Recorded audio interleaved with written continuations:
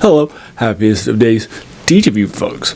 I hope you guys are having an absolutely amazingly awesome day today, with the best you've ever had in your entire life for you folks. So today I'm reviewing for you a novel, shorter one, and that sort of a thing too. It's by Robert Silverberg, and that sort of a thing too. It was his first novel that he published. I read it just before I moved up here. It was like, I think I finished it on the Friday, just before we packed up and came down here. And that sort of a thing too. I haven't been able to find the novel just as a heads up. And that sort of a thing too. I tried to get this recorded, and you can see these boxes over here. And that sort of a thing too, but I wasn't able to get standing up straight. So if you see those there, I'm sorry. If it gets weird. Sorry about that. And that sort of thing too for you folks.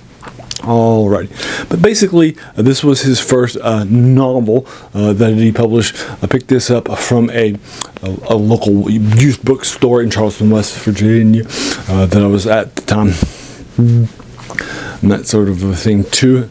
And then I read this for you folks. And I did get a novel gifted to me when I was a kid called Revolt on Alpha C. That might have been a little bit more for junior. I think it was a new movie, not 100%, but basically, I never read it. So I had never read anything by this guy.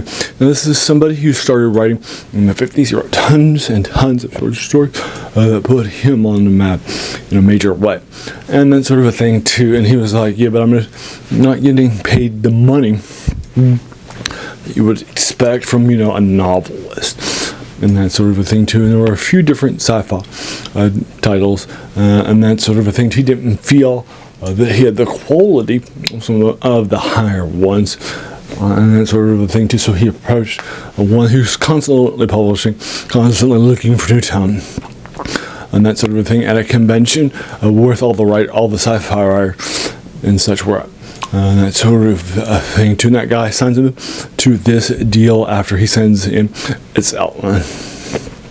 And that's the 13th Immortal for you folks. Now he wanted this to be a good sell, something that they would like for their market, rather than just something that was sort of his voice, if you will.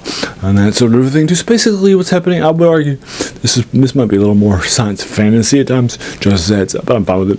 So basically what's happening here, we're set in a post-apocalyptic era, and after some bombs have happened, and that sort of thing. Before the bombs fell, Antarctica was turned into like a regular place and sort of de-iced.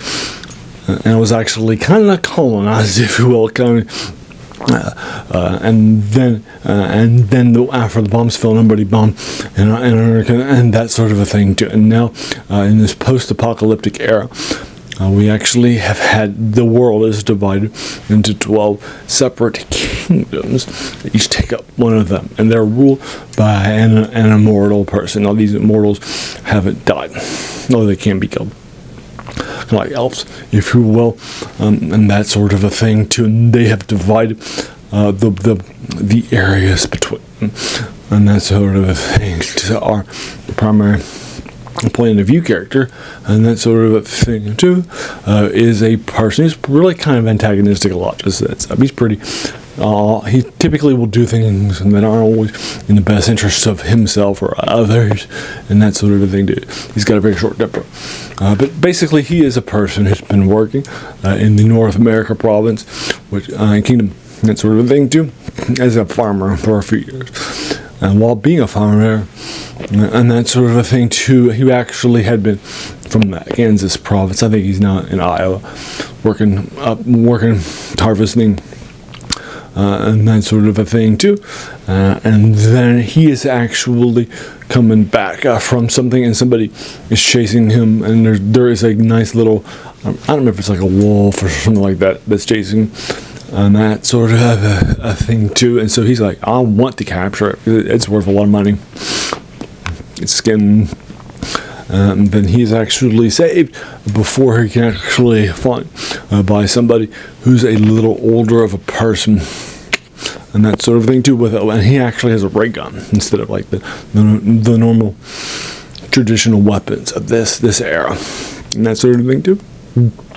And so because he kills it with a ray gun to defend this person's life, our primary protagonist, he can't be like it can't be salvaged from meat or skins and that sort of a thing too, right? Nor can he get any pride from it. You go back to his farmers and say, hey, here's what I got, and that sort of a thing too. But basically, this stranger will tell our primary protagonist that he's from Antarctica, and so is this person too. And there's a 13th Immortal who super secretly runs Antarctica. And that's where the title of this comes from. Now, there's a lot of this sort of a conversations worldly, and that sort of a thing to hear. Just so that's it.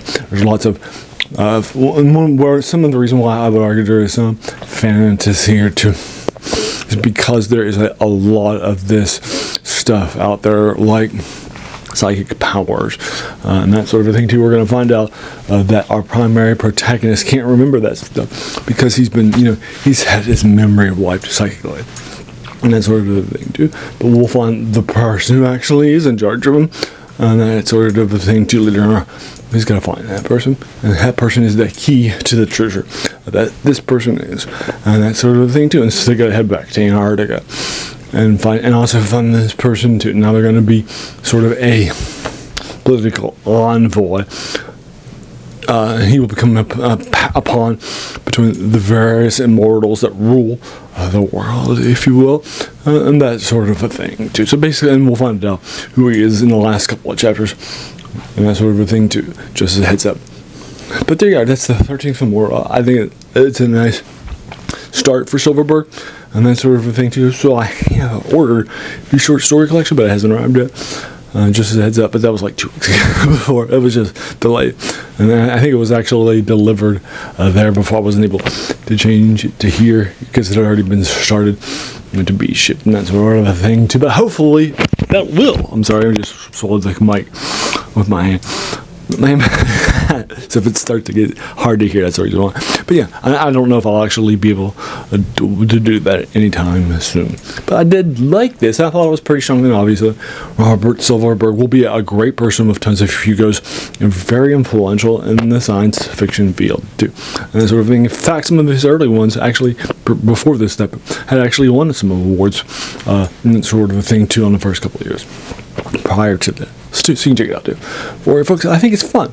I think it's interesting, and that sort of a thing. I think the world building here is nice because it's his first novel. It's not overly long, and it won't take you that much time for you to knock it out either. But I don't think it really sort of has this big, giant, monumental script either, right?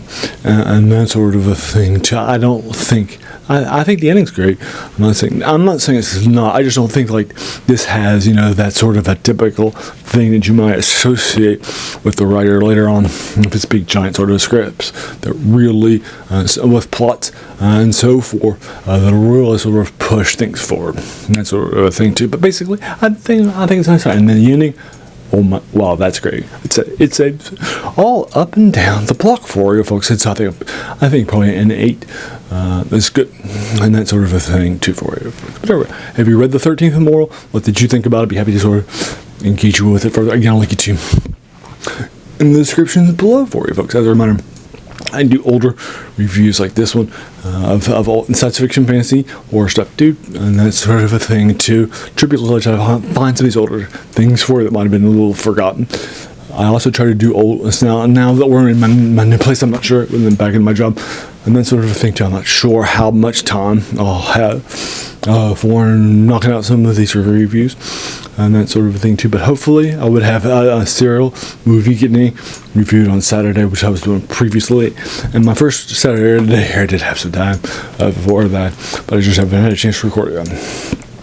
And then on Monday I would have reviews on tabletop RPGs and role-playing games and war games like BattleTech and that sort of a thing too, or Dungeons and Dragons.